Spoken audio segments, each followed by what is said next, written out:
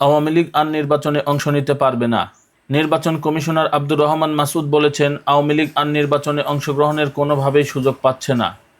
দলটির রাজনৈতিক কার্যক্রম নিষিদ্ধ এবং নির্বাচন কমিশনের নিবন্ধন স্থগিত রয়েছে। এই কারণে দলটি বর্তমানে নির্বাচনে অংশ নিতে পারবে না।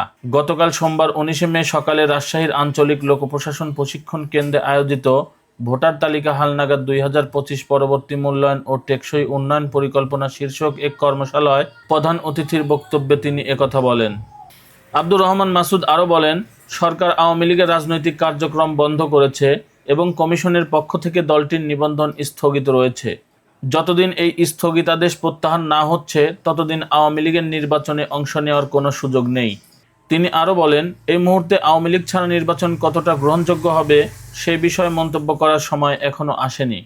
তবে নির্ধারিত সময়সীমার মধ্যেই নির্বাচন আয়োজনের জন্য নির্বাচন কমিশন সম্পূর্ণ প্রস্তুত রয়েছে।